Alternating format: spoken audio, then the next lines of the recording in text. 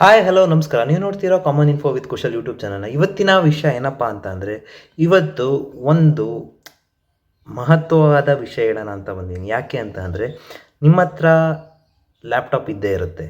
So ಇವಾಗ ಹೊಸ್ದಾಗಿ laptop ತೊಗೊಂಡಾಗ ಏನಾಗಿರುತ್ತೆ ಪ್ರಾಬ್ಲಮ್ಮು ಅಂತ ಅಂದರೆ, ಒಂದೇ ಡ್ರೈವ್ ಇರುತ್ತೆ. ಲೈಕ್ ಸಿ ಡ್ರೈವ್ ಅಂತ ಅಂದ್ಬಿಟ್ಟು ಒಂದೇ ಒಂದು ಡ್ರೈವ್ ಇರುತ್ತೆ. ಸೊ ಅದನ್ನು ಹೇಗೆ ಪಾರ್ಟಿಷನ್ ಮಾಡೋದು? ಸೊ ಸಿ ಡ್ರೈವ್ ಅಂತ ಅಂದರೆ ಲೈಕ್ ಇವಾಗ ನೀವು ಈ ಲ್ಯಾಪ್ಟಾಪ್ನ ಸ್ವಿಚ್ ಆನ್ ಮಾಡಿದ ತಕ್ಷಣ ಫಸ್ಟೇ ಬೂಟಪ್ ಆಗೋದು ಸಿ ಡ್ರೈವು.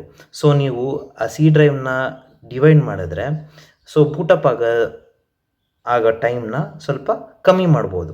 ಸೊ ಅದಕ್ಕೆ ನಾವು ಪಾರ್ಟಿಷನ್ ಮಾಡೋದು ಒಳ್ಳೆಯದು ಅಂತ ಹೇಳ್ತಾರೆ, ಹೊಸ ಲ್ಯಾಪ್ಟಾಪು ಇಲ್ಲಾಂದರೆ ಹೊಸ ಕಂಪ್ಯೂಟರ್ ತೊಗೊಂಡಾಗ. ಸೊ ಅದು ಪಾರ್ಟಿಷನ್ ಹೇಗೆ ಮಾಡೋದು ಅಂತ ಅಂದ್ಬಿಟ್ಟು ಇವತ್ತು ತಿಳಿಸ್ಕೊಡ್ತೀನಿ, ಬನ್ನಿ.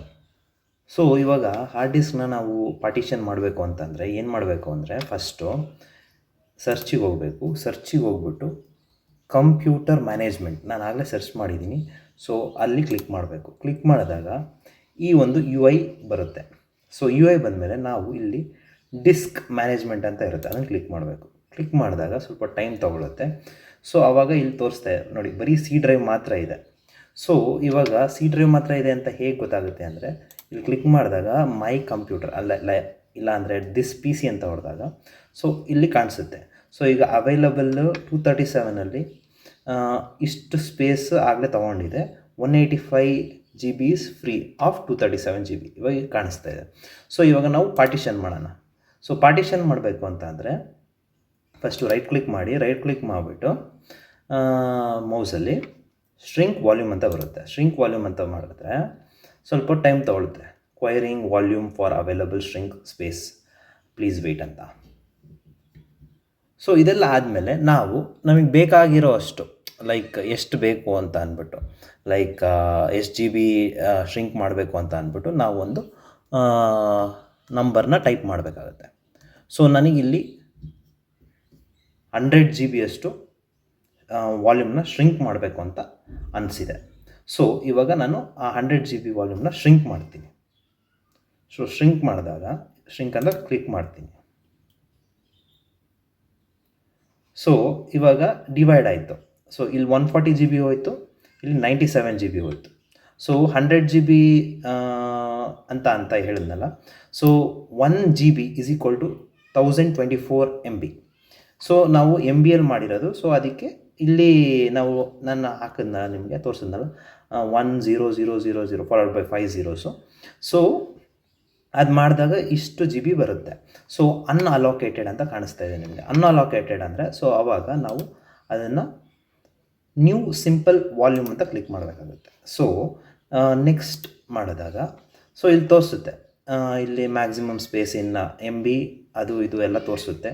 ಸಿಂಪಲ್ ವಾಲ್ಯೂಮ್ ಸೈಜ್, ಸೊ ಇದೆಲ್ಲ ತೋರಿಸುತ್ತೆ.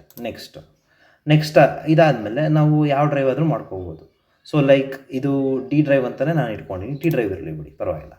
So next format this volume with the following settings ಈ ಥರ ಎಲ್ಲ ಮಾಡ್ಬೋದು. ಏನಾದರೂ ಲೈಕ್ ಡು ನಾಟ್ ಫಾರ್ಮ್ಯಾಟ್ ಅಂದರೆ ಫಾರ್ಮ್ಯಾಟ್ ಮಾಡ್ಬೋದು, ಇಲ್ಲಾಂದರೆ ಬೇಡ ಅಂದರೆ ಪರವಾಗಿಲ್ಲ. ನೆಕ್ಸ್ಟ್ ಮಾಡಿದ್ರೆ ಫಿನಿಷ್ ಮಾಡೋದು ಅಷ್ಟೇ.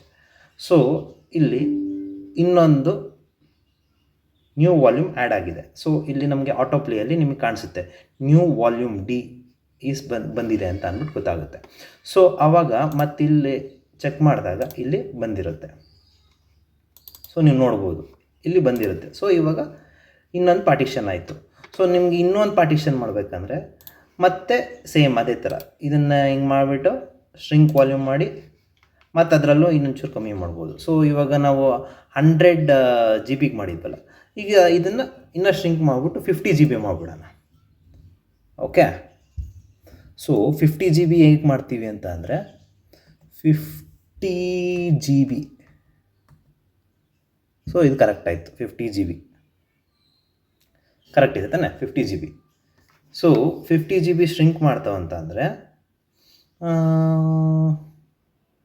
ಲೈಕ್ ಇರಿ ಇನ್ನೊಂದು ಸತಿ ಜಸ್ಟ್ ಲೈಕ್ ಫಾರ್ ಕನ್ಫರ್ಮೇಷನ್ನು ಕ್ಯಾಲ್ಕುಲೇಟ್ರಲ್ಲಿ ಚೆಕ್ ಮಾಡಿಬಿಡೋಣ. ಕ್ಯಾಲ್ಕ್ಯುಲೇಟರ್.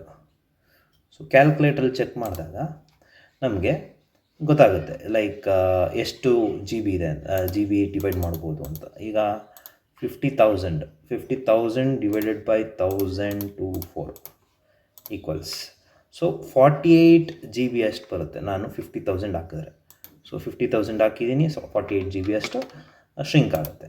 ಸೊ ಶ್ರಿಂಕ್ ಮಾಡಿಬಿಟ್ಟು ಮತ್ತೆ ಅನ್ಅಲೋಕೇಟೆಡ್ ನೋಡಿ, ಇದು ಡಿವೈಡ್ ಆಯಿತು. ಸೊ ಈಗ ಮತ್ತೆ ಅನ್ಅಲೋಕೇಟೆಡ್ ಸೇಮ್ ನೀವು ಸಿಂಪಲ್ ಹೊಡೆದ್ಬಿಟ್ಟು ನೆಕ್ಸ್ಟ್ ಹೊಡೆದು, ಸೊ ಇಲ್ಲಿ 50 ಜಿ ಬಿ ಇದಿದೆ. So next assign, next same format this volume with the following ಇದು ಮಾಡಿಬಿಟ್ಟು, ಸೊ ನೆಕ್ಸ್ಟ್ ಮಾಡಿದ್ರೆ ಫಿನಿಷ್ ಮಾಡಿದ್ರೆ ಇನ್ನೂ ಒಂದು ಪಾರ್ಟಿಷನ್ ಆಯಿತು.